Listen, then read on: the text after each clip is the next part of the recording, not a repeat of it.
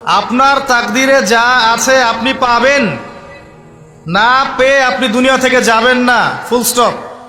আর আপনার তাকদিরে যা নাই সারা দুনিয়ার মানুষ মিলে আপনাকে দিতে পারবে না।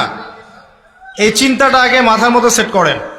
এই দুনিয়ার জীবনে আপনার দুনিয়ার বাড়ি গাড়ি, টাকা পয়সা, রিজিক, ব্যবসা বাণিজ্য, স্ত্রী সন্তান, এগুলোকে নিয়ে এত বিচলিত হওয়ার কিছু নাই। আপনার আমার তাকদিরে যা লেখা হয়েছে এর একটা দানা আপনি বেশি খেয়ে পৃথিবী থেকে যাবেন না। আর আপনার আমার রিজিকে যা আছে তার এক চুল রেখে আপনি দুনিয়া থেকে যাবেন না। এটাই চূড়ান্ত সত্য কথা। আপনি ঘুষ খান আর সুদ খান আর দুর্নীতি করেন আর মানুষের সম্পদ আত্মসাৎই করেন না কেন, যতটুকু লেখা আছে আপনার তাকদিরে এর বেশি আপনি কিচ্ছু পাবেন না।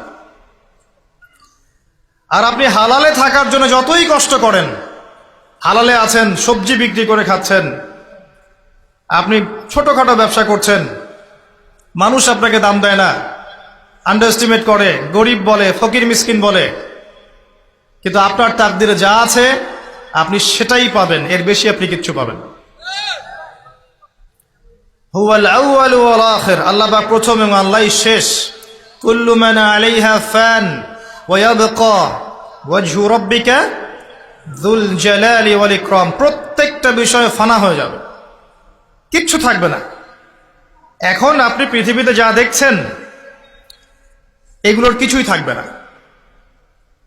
প্রত্যেক মানুষ, প্রত্যেকটা জিন, প্রত্যেক উদ্ভিদ, প্রত্যেক এই প্রাণী, আকাশ, মহাবিশ্ব, গ্রহ নক্ষত্র, চন্দ্র সূর্য, সমুদ্র, পাহাড় পর্বত, বিশ্বনেতা, রাষ্ট্রনেতা, সমাজ নেতা, পরিবারের কর্তা, অর্থনৈতিক নেতা, সবাই মারা যাবে, সবাই শেষ হয়ে যাবে, কিচ্ছু থাকবে না। এই বিষয়টা আগে ভালো করে হজম করতে হবে যে আমরা এখানে থাকতে আসিনি, আমরা এই দুনিয়ায় থাকতে আসিনি, আমরা এখানে এসেছি চলে যেতে। যার মনের মধ্যে এই কনসেপ্ট থাকে সে কখনো আল্লাহ পাকের বিদ্রোহী হতে পারে না,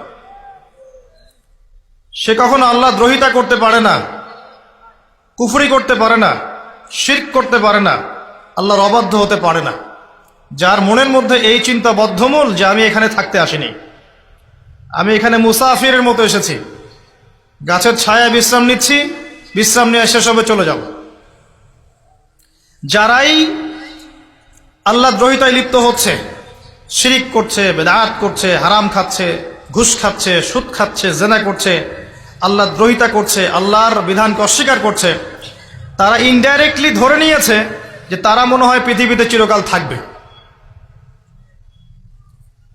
কারণ যদি কিয়ামতের মাঠের কথা তাদের স্মরণ থাকতো তারা কখনো এই কাজগুলো করতে পারতো না। পারতো?